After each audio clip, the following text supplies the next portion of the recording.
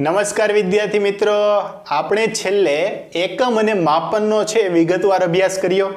હવે જોવાનું છે ધોરણ 11 સાયન્સનું નવું ચેપ્ટર એટલે કે ચેપ્ટર નંબર 3 સુરેખ પથ પર ગતિ. એ પહેલા ગતિ સાથે સંકળાયેલા અમુક પર્યાય છે અને અમુક ભાગ છે એનું અભ્યાસ કરીએ. તો કે પહેલું તો યંત્રશાસ્ત્ર, એને કહેવાય છે મિકેનિક્સ. કોને કહેવાય યંત્રશાસ્ત્ર? તો કે જે શાસ્ત્રમાં પદાર્થની ગતિ સાથેની ચર્ચા કરવામાં આવે, એટલે કે પદાર્થની ગતિ અંગેની ચર્ચા છે એ જે શાસ્ત્રમાં કરવામાં આવે છે એને કહેવાય છે યંત્રશાસ્ત્ર.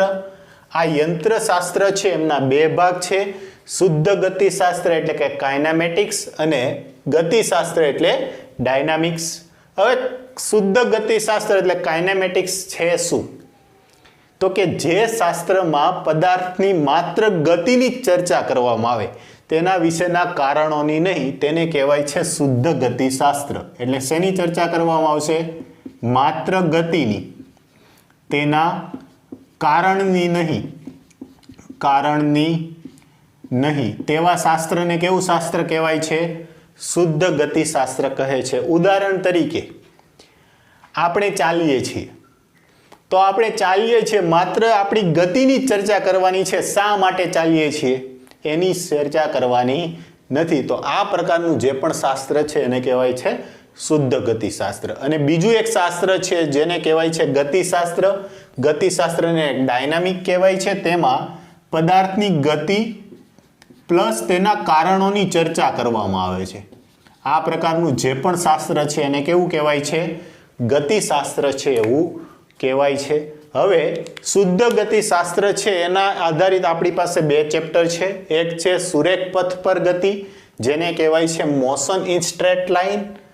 ઘણી વખત છે આ સુરેખ પથ પર ગતિને રેક્ટિલિનિયર મોશન તરીકે પણ ઓળખવામાં આવે છે.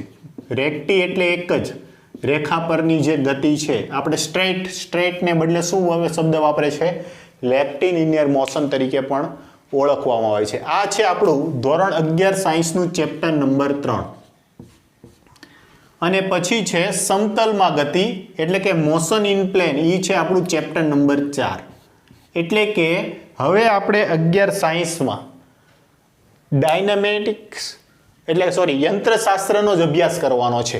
કોનો? યંત્રશાસ્ત્રનો. એમાં બે ચેપ્ટર પછી છે ગતિના નિયમો આવે છે, પછી કાર્ય ઉર્જા પાવર, અને પછી છે એ ચાક ગતિશાસ્ત્ર આવે છે. એટલે કે એમાં બંને ગતિ છે એનું કમ્બાઈન આવશે. તો આખી રીતે આપણે મોશનનો જ અભ્યાસ કરવાનો છે, એટલે કે ગતિનો જ. હવે આ બધું આપણને ક્યાં ઉપયોગી છે? તો જો એમની રોજિંદા જીવનમાં એનું મહત્વ જોઈએ તો આપણે દોડીએ છીએ, આપણે ચાલીએ છીએ, તો આમાં કંઈ ને કંઈ આપણી સાથે ગતિ સંકળાયેલી હશે. તો આ ગતિ, કેટલી ઝડપથી ચાલું છું, કેટલું ચાલું છું, ચાલવું એ કરતાં પણ કેટલી ઝડપથી ચાલું છું એ પણ અગત્યનું છે. તો આવી બધી ચર્ચાઓ છે અહીંયા કરીશું. બીજું કે રાત્રિ દરમિયાન આપણે જ્યારે સૂતા હોઈએ છીએ ત્યારે સૂતી વખતે પણ આપણે શ્વાસોશ્વાસની ક્રિયા છે ચાલુ રાખીએ છીએ. તો આ દરમિયાન આપણા શરીર ફેફસામાં કેટલી હવા અંદર ગઈ, કેટલી બહાર આવી, તો એની પણ ગતિની ચર્ચા છે કરી શકીએ છીએ. બીજું કે આપણા શરીરમાં ધમની અને શિરાઓ વાટે લોહી દોડી રહ્યું છે, તો આ લોહી છે કેટલી ઝડપથી દોડી રહ્યું છે એ પણ ગતિ સાથે. તો એ રીતે પણ આપણે એનો અભ્યાસ કરી શકીએ. બીજું, પૃથ્વી છે પોતાની ધરીની આસપાસ પરિભ્રમણ કરે છે, અને આ પરિભ્રમણ કરવા માટે કેટલો સમય લાગે છે? તો કે પૃથ્વી પોતાની ધરી પર એક પરિભ્રમણ પૂર્ણ કરવા માટે 24 કલાક લે છે, અને સૂર્ય ફરતે પરિભ્રમણ કરવા માટે 365 દિવસ લે છે. તો એની ગતિ છે કઈ રીતે લેવી એનો પણ અભ્યાસ છે આપણે કરી શકીએ છીએ. આ રીતે આપણા રોજિંદા જીવનમાં તો આ ચેપ્ટર છે એ અગત્યનું જ છે. કોની ચર્ચા કરીએ છીએ? સુરેખ પથ પર ગતિની.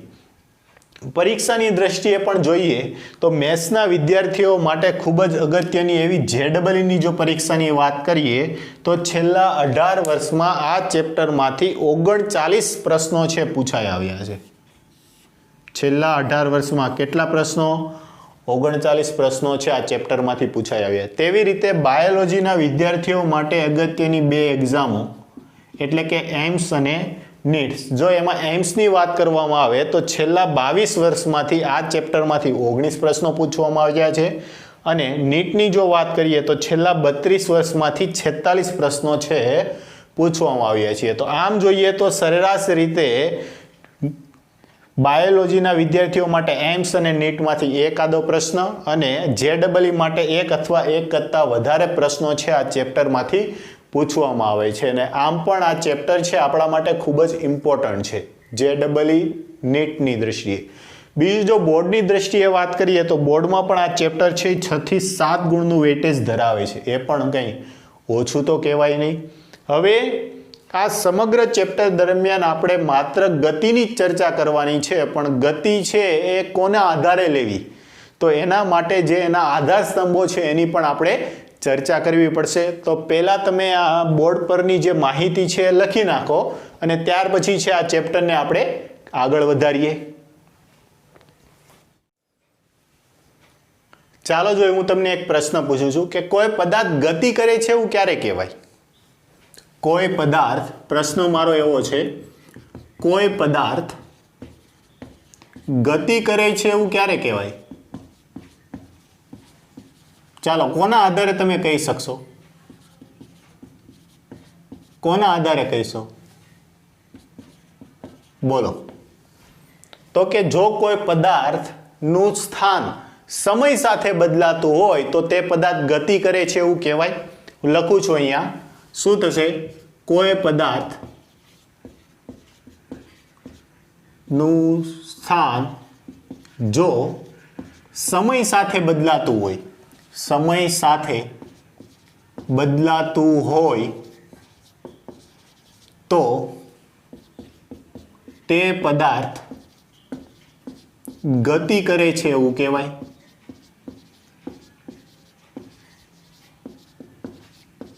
ઓકે, ધારો કે હું અહીંયા ઊભો છું અને હવે પછીના સમયમાં હું અહીંયા આવ્યો તો હું શું કરું છું? ગતિ કરું છું એવું કહેવાય. પણ હજુ જો આને વધુ ક્લિયર કરીએ તો ગતિ છે ને, ગતિ એ સાપેક્ષ ખ્યાલ છે. ગતિ એ સાપેક્ષ ખ્યાલ છે. હવે આ વળી શું? જો ઉદાહરણ તરીકે ધારો કે તમે એક સરસ મજાની બસમાં જઈ રહ્યા છો.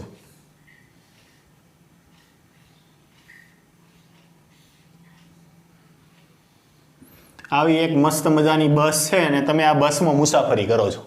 ઓકે, અહીંયા સિટિંગ અરેન્જમેન્ટ છે આની ઉપર આ રીતે, અને તમે અહીંયા છો. જો હું તમને અહીંયા બતાવું છું,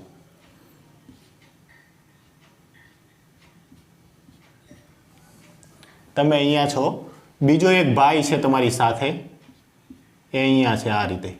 ઓકે, આ રીતે બે ભાઈઓ છે બસમાં ઊભા છે. સિટી બસ છે, જગ્યા નથી એટલે અહીંયા ઊભા છે. બસમાં ગતિ કરે છે. હવે પકડે ઊભા છે તો શું કરે? તો કે અહીંયા આ રીતે આમ છે, આ રીતે આમ પકડીને ઊભા છે. હાથ પોતાનો લંબાવી, સિટી બસ છે એટલે પકડીને ઊભું રહેવું પડે. અહીંયા આવો રોડ છે, ચાલો ને ફની કરીએ થોડુંક. ઓકે, આ રીતે બંને ભાઈઓ છે સિટી બસમાં પકડીને ઊભા છે. હવે શું થશે? તો કે અહીંયા એક અવલોકનકાર છે, બીજો એક ભાઈ છે અહીંયા બહાર રોડ ઉપર સડક પર ઊભો છે. આને હું કહું છું એ, આ છે બી અને આ સી. આ ક્યાં ઊભો છે? તો કે રસ્તા પર, અહીંયા બહાર રસ્તા પર ઊભો છે. જો આ બસ છે એ જ ગતિ કરે છે. હવે આ બસ ગતિ કરે છે પણ એની સાપેક્ષે જો હું બી ને જોઉં તો એ અને બી બંને બસમાં એક સાથે ગતિ કરે છે. એ અને બી શું કરે છે? બંને એક સાથે ગતિ કરે છે. તો બસ ભલે ગતિ કરતી હોય પણ એ અને બી નું સ્થાન છે સમય સાથે બદલાવાનું છે? તો કે ના. તો અહીંથી જો આ બે વ્યક્તિની વાત કરીએ તો એ શું કહેશે? તો કે અમે તો બંને કેવા છીએ? સ્થિર છીએ. પણ બહારથી ઉભેલો એક ચિંટુ છે, એ બહારથી ઉભેલો ચિંટુ છે આ એ અને બી ને જોવે છે. તો એ શું કરે છે? તો કે એ કહેશે કે એ અને બી છે એ ગતિ કરે છે. તો આ ગતિ છે એ કેવો ખ્યાલ છે? સાપેક્ષ ખ્યાલ છે. કેવો છે? તમે કોની સાપેક્ષે અવલોકન કરો છો એ ખૂબ જ અગત્યનું છે. સમજાય છે? આ તમારી બસમાં સાથે ઊભેલો એક વ્યક્તિ હતો, આ તમે એકબીજાની સાપેક્ષે તમે બેઉ ભલે સ્થિર હોય, બસ ભલે ને ચાલતી, તમે કેવા છો? સ્થિર. પણ જો બહાર ઊભેલા ચિંટુની સાપેક્ષે આ બેઉ કેવામાં છે?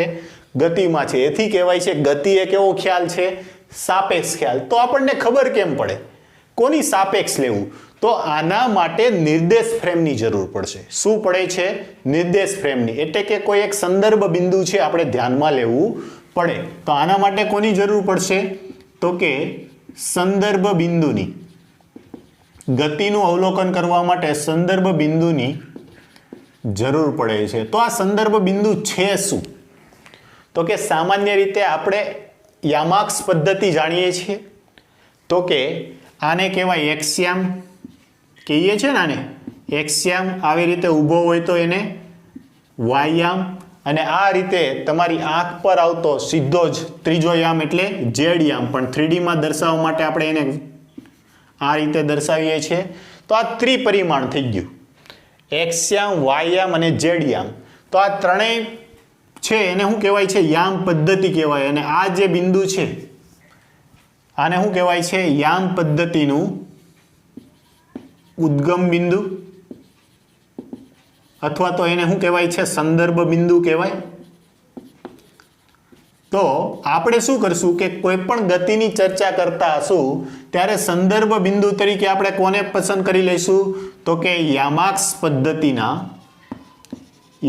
પદ્ધતિના ઉદ્ગમ બિંદુને કોની સાથે પસંદગી કરશું? સંદર્ભ બિંદુ સાથે. ઓકે, તો આ આપણું સંદર્ભ બિંદુ થઈ ગયું કે એના સંદર્ભમાં આપણે અવલોકન કરશું.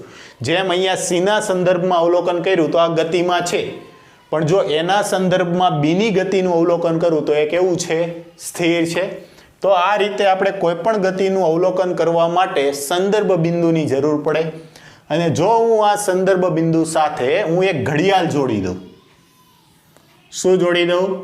ઘડિયાળ. તો કે આ રીતે. હવે શું જોડી દીધું? ઘડિયાળ. તો આ જે સંબાઈન થઈ ગયું આને કહેવાય છે નિર્દેશ ફ્રેમ. શું કહેવાય છે? નિર્દેશ ફ્રેમ. કે જો યામાક્સ પદ્ધતિના ઉદ્ગમ બિંદુઓની સાથે જો એક ઘડિયાળ જોડી દેવામાં આવે તો આ જે બનતી ઘટના છે એને કહેવાય છે નિર્દેશ ફ્રેમ. એટલે એમ પણ કહી શકીએ કે કોઈ પણ ગતિનું જે વર્ણન કરવું છે તો એનો આધાર છે એ નિર્દેશ ફ્રેમ ઉપર રહેલો છે. શું? ગતિના વર્ણનનો આધાર કોના પર રહેલો છે? ગતિના વર્ણનનો આધાર છે નિર્દેશ ફ્રેમ ઉપર રહેલો છે. નિર્દેશ ફ્રેમ શું છે? તો કે યામાક્સ પદ્ધતિના ઉદ્ગમ બિંદુની સાથે જો ઘડિયાળ જોડી દેવામાં આવે તો આ જે તંત્ર બને છે એને કહેવાય છે નિર્દેશ ફ્રેમ. તો જો અહીંથી જો આ સી અવલોકન કરે છે તો સી એ પોતે એક નિર્દેશ ફ્રેમ થઈ ગઈ, અને સી નિર્દેશ ફ્રેમની સાપેક્ષે આ બસ ગતિમાં છે, આ એ અને બી વ્યક્તિ ગતિમાં છે. પણ જો એ જ નિર્દેશ ફ્રેમ અહીંયા આવી જાય એ પાસે, તો એની સરખામણીમાં આ બી કેવો છે? સ્થિર છે. પણ જો એ છે સી નું અવલોકન કરે તો એ કોનું અવલોકન કરે? સી નું. તો સી ગતિમાં છે એવું લાગે એને? કોણ ગતિમાં છે? એટલે તમે ક્યાંથી અવલોકન કરો છો? ગતિનો મેન આધાર છે અવલોકન ઉપર રહેલો છે, અને એમાં પણ નિર્દેશ ફ્રેમ ઉપર. એટલે આ એક વસ્તુ છે તમારે ખાસ યાદ રાખવાની છે, નિર્દેશ ફ્રેમ વાળું. સિમ્પલ જ છે, સમજાઈ જશે. ઓકે, પછી જો હવે આગળ વધીએ તો કે કોઈ પણ ગતિ છે એમાં આવી રીતે બસ કે કોઈ સ્થૂળ પદાર્થો છે ગતિ કરતા હોય તો ત્યારે આપણે એને કણ તરીકે છે કલ્પી શકીએ છીએ. તો અહીંયા હું લઉં કણની સંકલ્પના. આપણે કોઈ પણ પદાર્થ છે એને કણ તરીકે ક્યારે લઈ શકીએ? કણની સંકલ્પના શું? તો કે સામાન્ય રીતે કણ શું છે? તો કે કણ એ દળ ધરાવતો પદાર્થ છે. કણ એ વાસ્તવમાં શું છે? દળ ધરાવતો પદાર્થ. પરંતુ તેમને પરિમાણ હોતા નથી. પરિમાણ હોતા નથી એટલે કે આ પદાર્થ છે કેવો છે? બિંદુવત કણ છે. એક કણ છે કેવી રીતે વધશે? બિંદુવત કણ. કોઈ ધારો કે હું ગતિ કરું છું તો અવળી મોટી પૃથ્વીની સરખામણીમાં મારું જે દળ છે એ કેવું હશે? અવગણ્ય એવું નાનું હશે. તો આ પૃથ્વીની સરખામણીમાં મને શેના તરીકે ગણવામાં આવશે? એક કણ તરીકે. એટલે કે શુદ્ધ ગતિશાસ્ત્રની જે સમગ્ર ચર્ચા છે આપણે માત્ર બિંદુવત કણ ઉપર લઈશું. એટલે કે દરેક પદાર્થ હશે એને આપણે બિંદુવત કણ તરીકે છે આપણે ધારી લઈશું. તો પ્રશ્ન એમ થશે કે બિંદુવત કણ તરીકે આપણે કોને ધારી શકીએ? તો એક તો પહેલું, ધારો કે આ એક સીધી સમતલ સપાટી છે અને આ સમતલ સપાટી ઉપર આ એક બોક્સ છે ગતિ કરે છે. આ સમતલ સપાટી ઉપર આ બોક્સ છે v ઝડપથી ગતિ કરે છે. ઓકે, આ બોક્સ છે. તો જો આ બોક્સ છે ઘણા બધા કણોનું બનેલું હશે, આવા નાના નાના. તો કે એક આ કણ હશે, એક આ કણ હશે, આમ આવી રીતે આવા ઘણા બધા કણોનું બનેલું હશે આ બોક્સ. એમાંથી કોઈ એક કણને છે તમારે ધ્યાનમાં લઈ લેવાનું, આ કણને. તો આ કણની સાપેક્ષે તમારે આખું બોક્સ છે એને કેવી રીતે કહી દેવાનો? બિંદુવત કણ. ફરીવાર કહું છું, કેમ? તો કે આ જેટલું આ છે, ધારો કે 1 સેકન્ડ પછી અહીંયા પહોંચ્યો, તો આ બાકીના બધા કણો એક સાથે જ ગતિ કરશે. એટલે કે દરેક કણો છે એક સરખા સમયમાં એક સરખું અંતર કાપે છે. તેથી આ સમગ્ર પદાર્થને એક બિંદુવત કણ તરીકે લઈ શકાય. સમજાણું? પહેલું કે કોઈ પણ પદાર્થને બિંદુવત કણ તરીકે ક્યારે લઈ શકશું? તો કે જ્યારે પદાર્થના દરેક કણ છે એ એક સરખા સમયમાં એક સરખું અંતર કાપતા હોય તો એને બિંદુવત કણ તરીકે તમે લઈ શકો. બીજું કે કોઈ પણ બે પદાર્થ વચ્ચેના પરિમાણની સરખામણી એટલે કે અંતરની સરખામણીમાં તે પદાર્થનું પરિમાણ છે અવગણ્ય એવું નાનું હોય તો પણ એને આપણે બિંદુવત કણ તરીકે છે લઈ શકીએ છીએ. ફરીવાર કે કોઈ પણ બે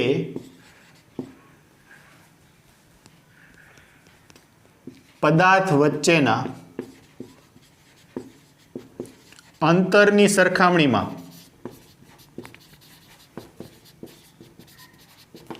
તેમનું પરિમાણ અવગણ્ય એવું નાનું હોય ત્યારે પણ આપણે પદાર્થને કણ સ્વરૂપે લઈ શકીએ છીએ. સમજાણું? અને આપણા જે રોજિંદા જીવનમાં છે એવા દરેક પદાર્થ એવા છે કે જેનું પરિમાણ છે એના અંતરની સરખામણીમાં કેવું હશે? નાનું. તેથી આપણે એને શું કરી લઈશું? કણ તરીકે છે કલ્પી લઈશું. અને સમગ્ર આપણું જે શુદ્ધ ગતિશાસ્ત્ર છે એ બિંદુવત કણ પર આધારિત છે. અને કણ શું છે? તો કે કણ એક ખાલી કલ્પના છે. કણ શું છે? તો કે ખાલી કલ્પના છે. વાસ્તવમાં આવો કણ હોઈ શકે નહીં. એટલે એ પણ એક યાદ રાખજો. કણ એ દળ ધરાવતો પદાર્થ પણ એ માત્ર કેવું છે? કલ્પના છે. હકીકતમાં એ હોઈ શકે નહીં. તો આ હતું કોઈ પદાર્થ છે એ ગતિમાં છે એવું ક્યારે કહેવાય? એના માટે સંદર્ભ બિંદુ એટલે કે નિર્દેશ ફ્રેમ અને કોઈ પદાર્થને આપણે કણ તરીકે છે ક્યારે સ્વીકારી શકીએ. હવે છે પછી આગળ વધીએ એ પહેલા બોર્ડ પરની માહિતી છે તમે લખી નાખો. ચાલો વિદ્યાર્થી મિત્રો, તો હવે આગળ વધીએ. એટલે હવે આપણે 3 વસ્તુઓ જોવાની છે. એક છે પથ, પથ લંબાઈ અને સ્થાનાંતર. તો જો પથ કોને કહેવાય? તો કે ધારો કે આકૃતિમાં દર્શાવ્યા પ્રમાણે એક કણ છે એ x અક્ષ ઉપર ગતિ છે દર્શાવેલી છે.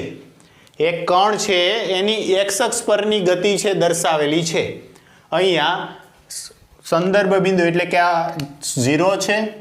અહીંથી આ બાજુનો ભાગ છે +x અક્ષ દિશામાં છે અને આ બાજુ છે -x અક્ષ દિશામાં છે. હવે જ્યારે આપણે અંતરની વાત કરતા હોઈએ તો અંતર છે હંમેશા છે ધન જ હોય. અહીંથી તમારાથી તમારા સ્કૂલનું અંતર છે કેવું આવશે? હંમેશા ધન જ આવશે. તમે એમ કહીશો -5 એમ નહીં કહેવાય. પણ જ્યારે સ્થાનાંતરની વાત આવતી હોય ત્યારે પ્લસ પણ હોઈ શકે છે અને માઇનસ પણ હોઈ શકે. એ હમણાં આપણે જેમ જેમ ઉદાહરણો આગળ જોઈશું તેમ તમને ખ્યાલ આવશે. તો પથ કોને કહેવાય? તો કે આ x અક્ષ પરની ગતિ જે દર્શાવેલી છે એનો પથ કહેવાય. બીજું છે પથ લંબાઈ. પથ લંબાઈ કોને કહેવાય? તો કે પથ લંબાઈની જો વ્યાખ્યા લખીએ તો પથ લંબાઈ કોને કહેવાશે? પથ લંબાઈ તો કે પદાર્થે પોતાના સમગ્ર ગતિમાર્ગ દરમિયાન પદાર્થે પોતાની સમગ્ર ગતિ દરમિયાન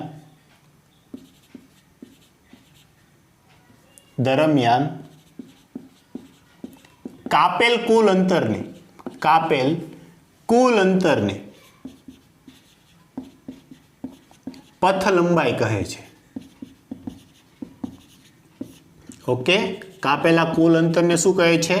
પથ લંબાઈ. અને સ્થાનાંતર કોને કહેવાય? સ્થાનાંતર તો કે આપેલ સમયગાળામાં પદાર્થના સ્થાનમાં થતા ફેરફારને શું કહે છે? સ્થાનાંતર કહે છે. ઓકે, આ બે વ્યાખ્યાઓ છે. હવે જો એનો ખ્યાલ છે, હમણાં એક્ઝામ્પલ જોઈશું એટલે ખ્યાલ આવી જશે. તો કે અહીંયા કોઈ એક પદાર્થ છે, યામાક્ષના ઉદ્ગમ બિંદુ ઓની સાપેક્ષે એ પોતાની ગતિની શરૂઆત કરે છે અને કોઈ ટી સમય બાદ એ ઓ થી લઈ અને પી બિંદુ પર પહોંચે છે. જોજો, ઓ થી ક્યાં પહોંચી ગયું?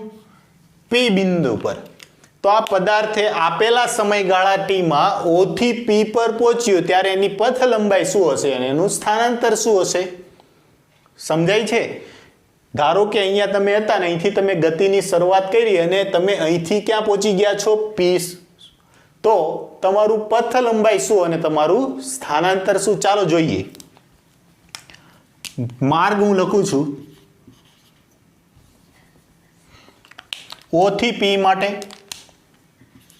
ઓ થી પી માટે. ઓકે, તો પહેલા લખીએ આપણે પથ લંબાઈ અને પછી લખશું સ્થાનાંતર. ચાલો, ઓકે. પથ લંબાઈ એટલે શું કીધું? કે પદાર્થે પોતાની સમગ્ર ગતિ દરમિયાન કાપેલા કુલ અંતરને. અત્યારે માત્ર ચર્ચા આપણે ઓ થી ક્યાં કરેલી છે? પદાર્થ ઓ થી પી પહોંચે છે. તો જો ઓ થી પી પહોંચે છે તો આ દરેક અંતર છે મીટરમાં આપેલા છે. તો ઓ થી પી દરમિયાન એને કેટલા મીટર અંતર કાપેલું હશે? તો કહેવાશે 360 મીટર. સ્થાનાંતર કોને કહેવાય?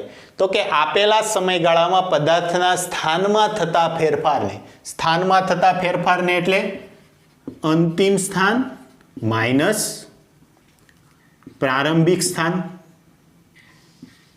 ચાલો, અંતિમ સ્થાન કયું છે આપેલા માટે?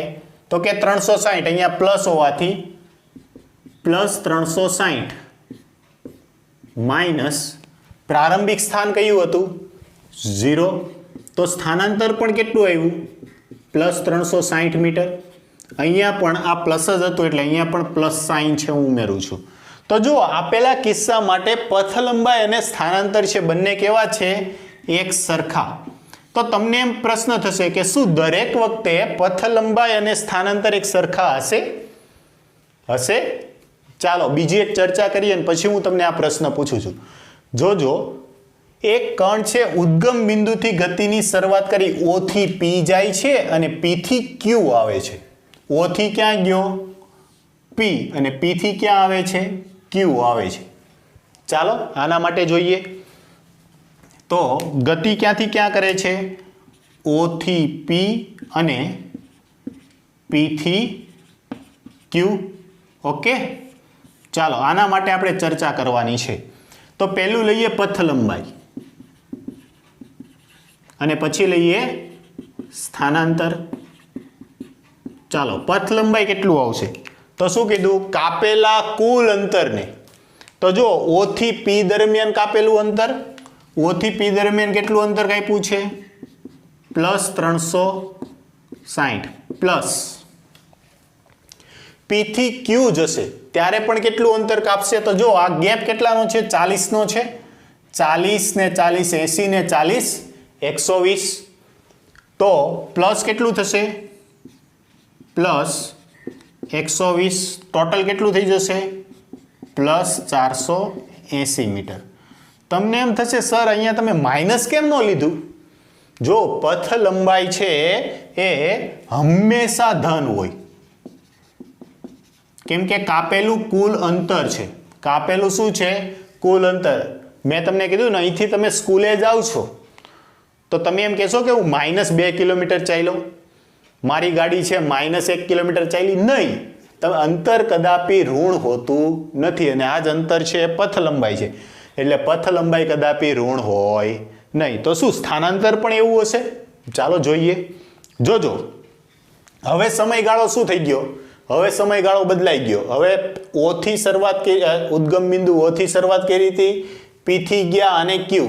તો આ સમયગાળા દરમિયાન એનું અંતિમ સ્થાન કયું છે? 240. પ્રારંભિક સ્થાન 0 છે. તો આના માટે સ્થાનાંતર શું થશે?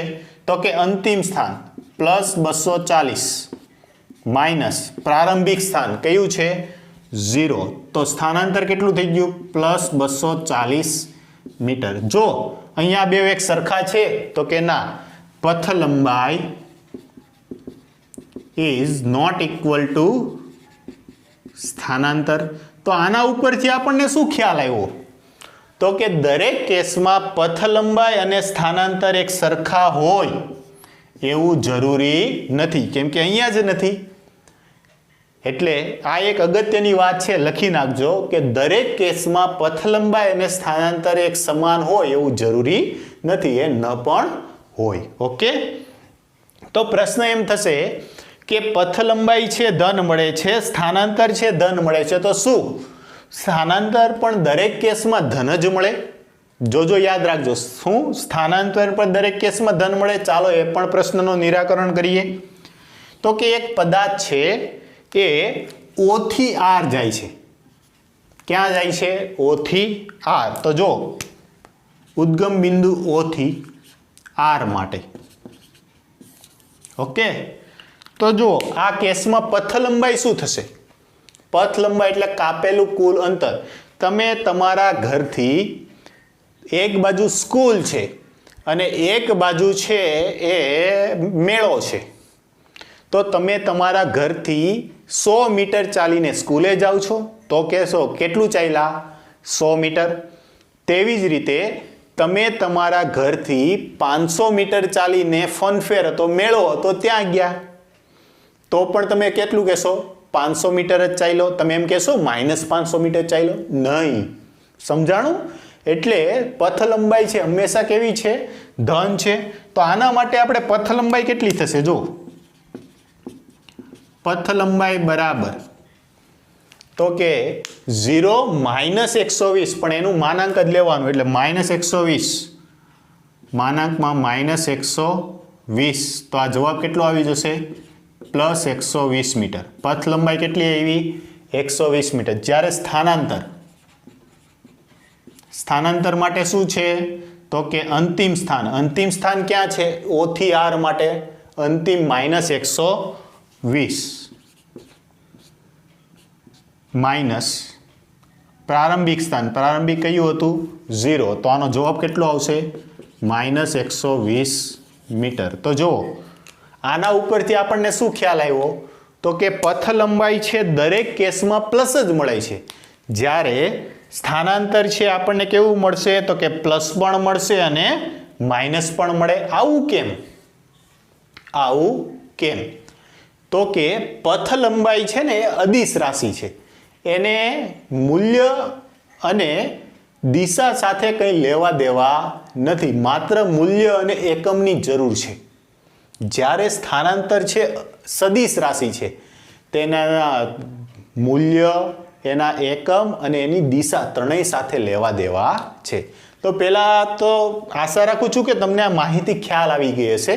તો આને આધારે આપણે પથ લંબાઈ અને સ્થાનાંતરનો તફાવતવાળું એક કોષ્ટક છે, જોઈ લઈએ.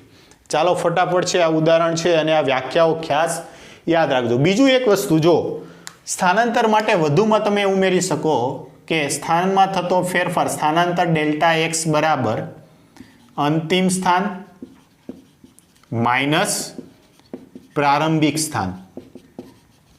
અંતિમ સ્થાનને હું જો x ફાઇનલ કહું અને પ્રારંભિક સ્થાનને x ઇનિશિયલ કહું, તો આટલું આ સ્થાનાંતર આવશે. Δx શું છે? સ્થાનાંતર. ઓકે, આ છે, તમે સાથે જ લખી નાખજો અને પછી આનો તફાવત જોઈએ. લખી નાખો પહેલા આ વસ્તુ. ચાલો વિદ્યાર્થી મિત્રો, તો હવે છે આપણે જોઈએ પથ લંબાઈ અને સ્થાનાંતર વચ્ચેનો તફાવત. તો પથ લંબાઈ કોને કહેવાય? વ્યાખ્યા તમને ખૂબ સારી રીતે આવડે છે. પથ લંબાઈ કોને કહેવાશે? તો કે પદાર્થે કાપેલ કુલ અંતરને શું કહેવાય છે? પથ લંબાઈ કહેવાય છે. જ્યારે સ્થાનાંતર કોને કહેવાશે? તો કે બે સ્થાન વચ્ચેનો ફેરફાર અથવા આપણે શું કહી શકીએ? તો કે બે સ્થાન વચ્ચેનું ટૂંકામાં ટૂંકું અંતર. ઓકે, આ છે એને શું કહેવાય છે? સ્થાનાંતર કહેવાય છે. બંનેની ચર્ચા છે આપેલા સમયગાળા માટે આપણે કરેલી છે. પછી જોઈએ તો કે પથ લંબાઈ છે હંમેશા